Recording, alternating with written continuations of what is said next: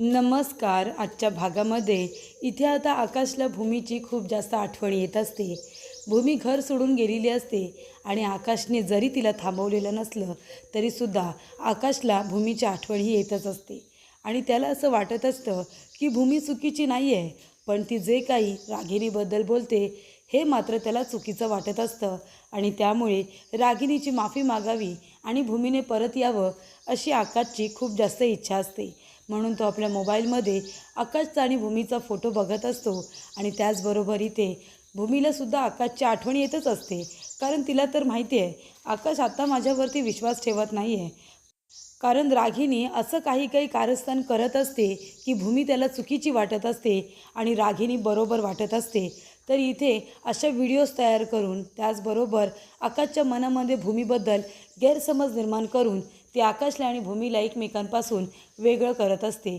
भूमीला तिचं कारस्थान सगळं माहिती आहे, मात्र आकाशला काहीही माहिती नाही आहे.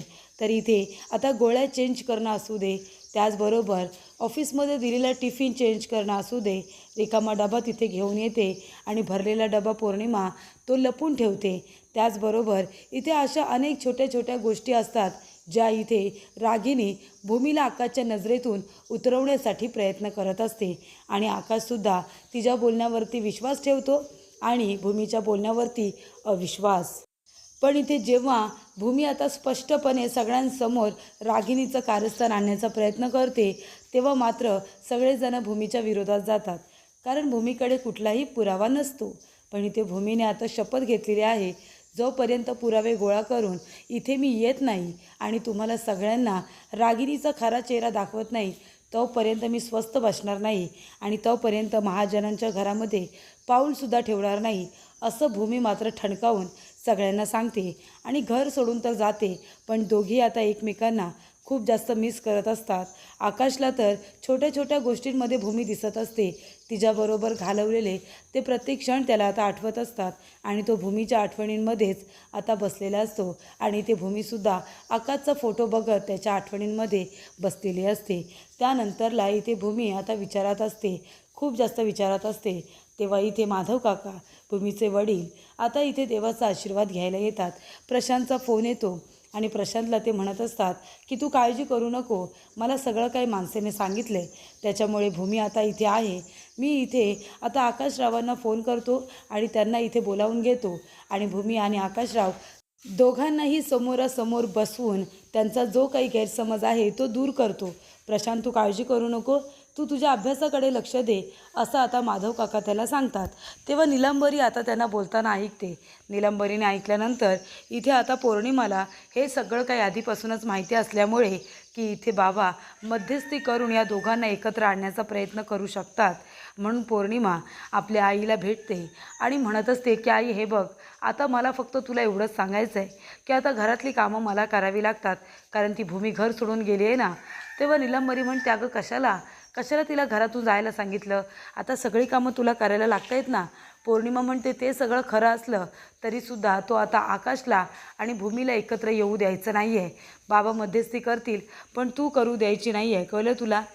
तुझ्या मुलीसाठी तुला आता हे करावंच लागेल. आकाश आणि भूमी दोघेही एकत्र येता कामा नये. त्यानंतरला आकाश आता विचारात बसलेला असतो, त्याचं ब्रेकफास्टकडे लक्ष नसतं. तेव्हा रागिनी म्हणते, आकाश चल चल, उठ आकाश चल. तेव्हा आकाश म्हणतो, कुठे आई. तेव्हा रागिनी म्हणते, आपण भूमीकडे जातोय, आपण भूमीची माफी मागू आणि तिला घेऊन येऊ, चल. तेव्हा अभि म्हणतो, आई, अगं आई, किती चांगली आहेस तू, किती तो मोठेपणा. अगं तू कशाला जातेस तिथे माफी मागायला, ती भूमी घर सोडून गेली आहे ना, मग तरीसुद्धा जाताना तिने तुझा किती अपमान केला आहे आणि तरीसुद्धा तिथे जाऊन तुला माफी मागायची आहे. तेव्हा पौर्णिमा म्हणते, आई, अहो किती तो चांगुलपणा, खरंच म्हणजे तुम्हाला अगदी आहे ना आता देवारात बसवायला पाहिजे, देवाच्या जागी. तिने एवढा तुमचा अपमान केला आहे, तरीसुद्धा तुम्ही फक्त आकाश जिजूसाठी तिथे जायला निघताय, तिची माफी मागायला तयार आहोत. अहो आई, आत्ताच्या काळामध्ये कोण करतं इतकं, ती भूमिताई तुम्हाला इतकं बोलली आहे तरीसुद्धा तुम्ही तिथे जायला निघालात. तेव्हा इथे अगदी तुम्ही देवीसारखे आहात आई, असं म्हणाल्यानंतर इथे आकाशला खरोखरच रागिनी देवी असल्यासारखं वाटत असतं. तर इथे रागिनी म्हणत असते, तुम्ही दोघंजणं गप्प बसा, बाद झालं माझं कौतुक, किती कौतुक कराल माझं.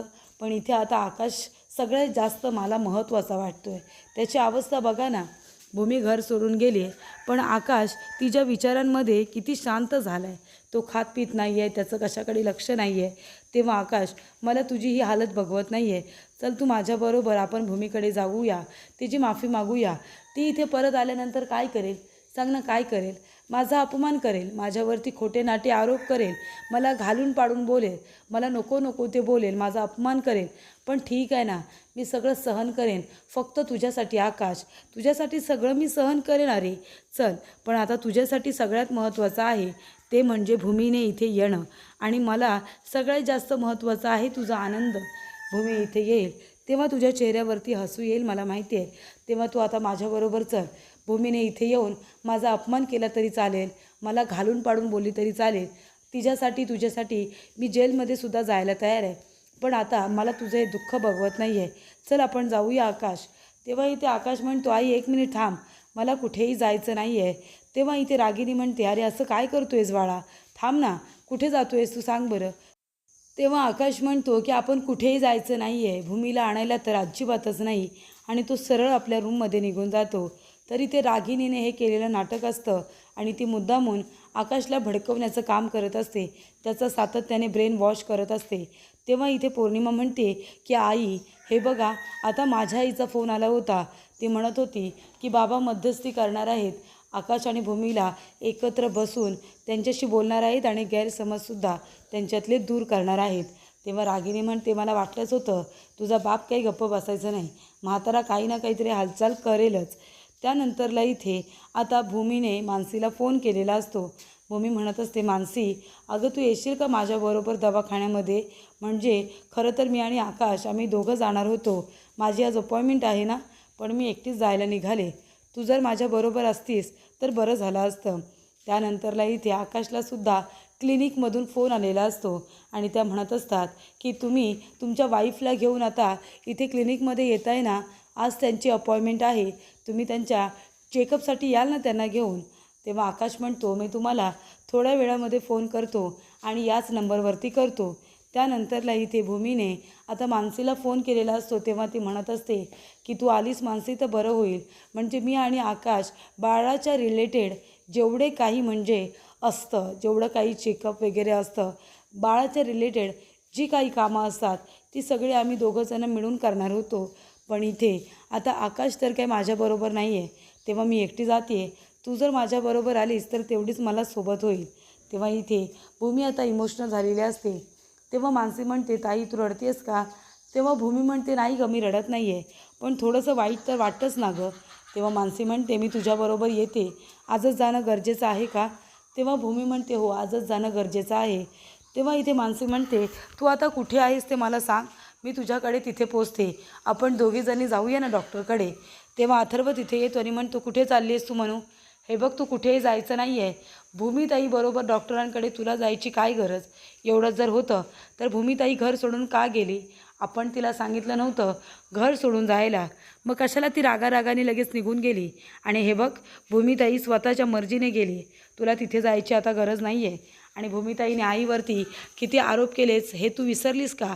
आईला किती ती घालून पाडून बोलली. तेव्हा इथे मानसी म्हणत असते की अथर्व, भूमीताई माझी बहीण आहे आणि ती डॉक्टरकडे एकटी चालली आहे, मग मी तिच्यासोबत जायला नको का? आणि मला मान्य आहे रागिनी आई आणि भूमीताईमध्ये जे काही झालं त्याच्यामध्ये मला काही करायचं नाही आहे, कारण का भूमीताई जे काही बोलली त्याच्यामुळे तुम्ही सगळे तिच्यावरती रागवला असाल, पण आज ती माझी बहीण आहे आणि मला माझ्या बहिणीबरोबर जावंच लागेल.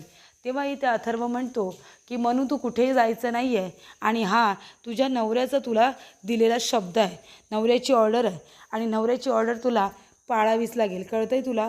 तू कुठेही जायचं नाही आहे, लक्षात ठेव. तेव्हा इथे मानसी म्हणत असते की हे बघ भूमीताई, तू अथर्वचं बोलणं आहे ना मनावरती घेऊ नकोस. अथर्वला त्याच्या आईचं कारस्थान माहिती नाही आहे ना, म्हणून त्याला एवढा पुळका आला आहे, पण जेव्हा सत्य त्याला कळेल ना तेव्हा बघ तो सुद्धा तुझ्याच बाजूने असेल.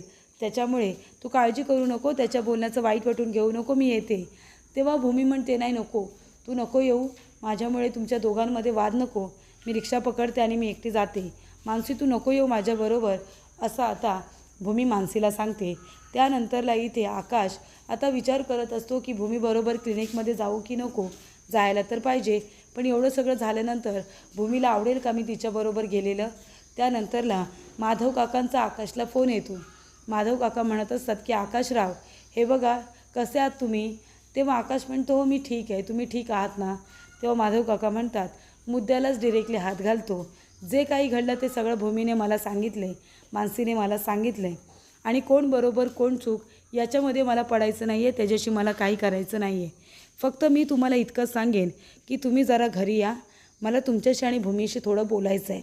मला फक्त माझ्या जावयाचा आणि मुलीचा, माझा संसार आणि त्यांचं आता येणारं बाळ, मला यांचाच विचार करायचा आहे आणि मला त्यांच्याविषयीच आता बोलायचं आहे. बाकी मला कोण चूक कोण बरोबर याविषयी नाही बोलायचं आहे. तेव्हा इथे आकाश म्हणतो की बाबा आता बोलून काय होणार आहे? तेव्हा माधव काका म्हणतात, बोलून काय होणार आहे ते आपण बोलूनच ठरवूया ना. कोणतीही गोष्ट एकमेकांशी जेव्हा आपण बोलतो ना तेव्हाच ती व्यवस्थित बोलली जाते आणि व्यवस्थित त्यातून मार्गसुद्धा निघतो. तेव्हा तुम्ही या. तर इथे आकाशजवळ बोलणं झालेलं असतं. भूमीला हे जेव्हा कळतं तेव्हा भूमी म्हणते, बाबा तुम्ही कशाला आकाशला फोन केलात? कशाला तुम्ही त्याला इथे बोलावलं? तो नाही येणार. तेव्हा माधव काका म्हणतात, मी फोन केला आहे ना आकाशरावांना, आकाशराव नक्की येतील. तेव्हा इथे आता भूमी म्हणत असते, नाही बाबा मला असं नाही वाटत, कारण रागिनी आत्या आहेत ना त्या नाही येऊ देणार आकाशला इथपर्यंत. तेव्हा इथे भूमीला खूप जास्त वाईट वाटत असतं. तेवढ्यातच तिथे निलंबरी येते आणि म्हणते, येऊ दे येऊ दे, आकाशरावांना एकदाच येऊ दे आणि तू सुद्धा त्यांच्याबरोबर निघून जा, इथे काही तू आता राहू नकोस. निलंबरीचं बोलणं ऐकून इथे भूमीला अजूनच वाईट वाटतं. त्यानंतरला इथे अभि आता रागिनीवरती ओरडत असतो. तो म्हणत असतो, आई तुला काय गरज होती तिथे जायची आणि अपमान सहन करायची? मी तुला किती वेळा सांगितले तिथे जाऊ नकोस म्हणून. झाला तेवढा अपमान तुला पुरे नाही आहे का? का बरं तू तिथे गेलीस? तेव्हा इथे आकाश म्हणत असतो, अरे काय झालं अभि, तू आईजवळ असं का बोलतोयस? काय झालं आहे, काही सांगशील का? तेव्हा इथे अभि म्हणतो, आकाश मला तोंडाने सांगवतसुद्धा नाही आहे. तुला जर कळलं ना तर तुलासुद्धा रागच येईल रे. पण तूच मला सांग, तो आता आईला आई बोलायला लागलेस, पण मला तर तिने जन्म दिला आहे ना. मी तिला कधीपासूनच आई म्हणतो आहे. ती माझी आई कधीपासूनच आहे. त्याच्यामुळे माझ्या आईचा झालेला अपमान मला तर अजिबात सहनच होणार नाही ना. आणि तेच आतासुद्धा घडलं आहे. आईचा जो काही अपमान झाला आहे ना, जे काही मी बघितलं आहे मला ते अजिबात सहन झालेलं नाही आहे. आणि आई मला ते अजिबात आवडलेलं नाही आहे.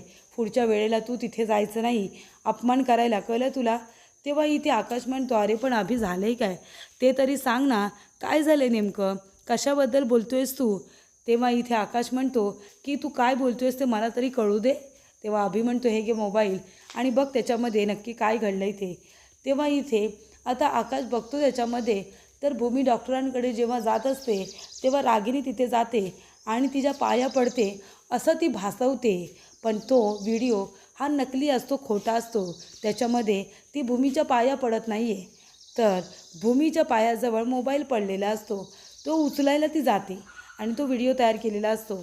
तेव्हा इथे आकाश म्हणतो, आई तू भूमीच्या पाया पडलीस तरीसुद्धा भूमीने तुला माफ केलं नाही आणि तरीसुद्धा ती इथे आली नाही. तेव्हा अभि म्हणतो, का रे, तिचा इगो खूप मोठा आहे ना. आईने तिच्या पाया पडली, तुझ्यासाठी विनवण्या केल्या, का तर तुझ्या चेहऱ्यावरती हसू यावं. भूमी गेल्यापासून तू खूप जास्त लॉस्ट आहेस आणि म्हणून आईला ते बघवलं नाही आणि तुझ्यासाठी ती तिथे गेली. पण शेवटीला काय झालं सांग ना, शेवटीला काय झालं? पाया वगैरे पडून काही उपयोग झाला का? भूमी नाही आली ना इथे आणि वरून आईचा अपमान झाला तो वेगळाच. आता काय करायचं तू सांग बरं आकाश. तेव्हा इथे आकाश आता भूमीबरोबर डॉक्टरांकडे जाण्यासाठी आलेला असतो आणि त्याचबरोबर माधव काकांनी सुद्धा बोलावलेलं असतं, म्हणून आकाश तिथे जाणार असतो. तेवढ्यातच तिथे रागिनीने हा व्हिडिओ मुद्दामून तयार केलेला असतो जेणेकरून आकाशने तिथे जाऊ नये. आणि आता त्या व्हिडिओच्या मागचं सत्यसुद्धा इथे रागिनी अभिला सांगत असते. तर इथे भूमी उभी असताना रागिनी तिथे जाते आणि म्हणते, काय भूमी, काय चाललं आहे तुझं? बघितलंस ना काय घडतं ते तुझ्याबरोबर? माझ्याशी पंगा घेतल्यानंतर काय काय भोगावं लागतं हे तुला कळलंच असेल. आणि रागिनी मुद्दामून आपला मोबाईल आता भूमीच्या पायाजवळ पाडते आणि तो उचलायला जाते. तेव्हा इथे भूमी आता तिच्यापासून थोडीशी लांब होते आणि म्हणते की तुमची सावलीसुद्धा माझ्या बाळावरती पडायला नको आहे. तेव्हा रागिनी म्हणते, सावली तर पडली गं माझी तुझ्या बाळावरती. बघितलंस ना काय अवस्था झाली. तू प्रेग्नेंट असताना एका बाळाला तू जन्म देणार आहेस हे आकाशला माहिती असतानासुद्धा त्याने तुला घरातून येऊ दिलं. तू घर सोडलंस तर तुला कुणीही थांबवलं नाही. मग आता माझी सावली बाळावरती पडली आहे म्हणून तर एवढं भोगायला लागतं ना तुला, बरोबर की नाही? पण आता तुला वाटलं होतं की आकाश तुला घ्यायला येईल, तुला न्यायला येईल, तुझी माफी मागेल, पण असं काहीसुद्धा झालेलं नाही आहे आणि तुझी इच्छा ही कधीच पूर्णसुद्धा होणार नाही, असं रागिनी भूमीला म्हणत असते. तर पुढील भागामध्ये आपण बघूया. इथे आता दिवाळी साजरी होणार असते. संपूर्ण महाजन कुटुंब हे आता दिवाळी साजरी करणार असतं. पण इथे महाजन कमी आणि पटवर्धन जास्त असतात. कारण इथे रागिनीची संपूर्ण फॅमिली असते, पण मात्र महाजनांची मोठी सून इथे नसते. तेव्हा इथे आता दिवाळी असल्यामुळे महाजनांच्या घरी पहिला दिवा हा घरातली मोठी सून लावत असते आणि तेव्हापासूनच दिवाळी साजरी होत असते. तेव्हा रागिनी म्हणत असते की पौर्णिमा, आता या घरातली मोठी सून म्हणून हे अधिकार तुला मिळणार आहेत. आता या घरातल्या पहिल्या दिव्याचा मान हा तुला मिळणार आहे. तू तुझ्या हाताने हा पहिला दिवा तू लावायचा आहे आणि मग महाजनांच्या इथली दिवाळी साजरी होणार. तेव्हा आता घरातली मोठी सून म्हणून सगळे हक्क आणि अधिकार, सण तिव्हार साजरे करायची जबाबदारी ही तुला दिली जाते आणि मान सन्मानसुद्धा मोठी सून म्हणून तुला दिला जाणार आहे. तेव्हा इथे भूमी फोनवरती बोलत असते की मला आता घरी जायचं आहे म्हणून मी फोन केला आहे, म्हणून मी हॉस्पिटलमधून लवकर निघाले.